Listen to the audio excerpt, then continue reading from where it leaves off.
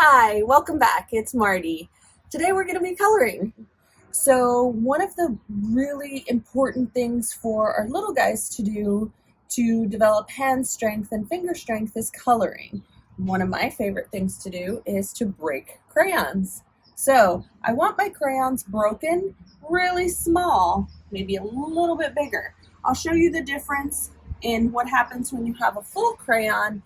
You can grab it all sorts of ways that are not appropriate. But if you have a broken crayon, you really don't have much of a choice. There's not enough to do all those other funky little grasps. So coloring is much more developmentally appropriate for little guys, and it's really good for strengthening for any age. My mom loves to color. I prefer using a vertical surface. Here I'm using an easel, but I actually prefer using the wall because the wall has texture behind it from it being painted with rollers and stuff, and so that gives some biofeedback into the hand and to the brain. So we'll just show you. I always tell my families that what they need to do, or teachers, is to line the bottom of the coloring sheet with the child's shoulders so that puts them in the proper position for wrist extension. And if you see, when you have wrist extension, your fingers come back. If you do wrist flexion, your fingers open up. So wrist extension means it goes back. Your fingers automatically get into the position for holding the utensil, whatever you're using, properly. So we'll just kind of go here. See if my hand is, now it's a little low for my shoulders, but I'm still in a decent wrist extension. So then I can just color.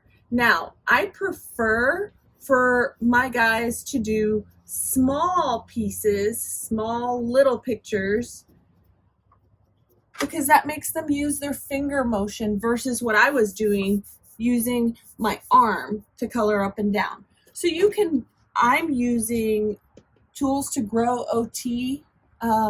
They have a lot of tools. They have a lot of downloadable files.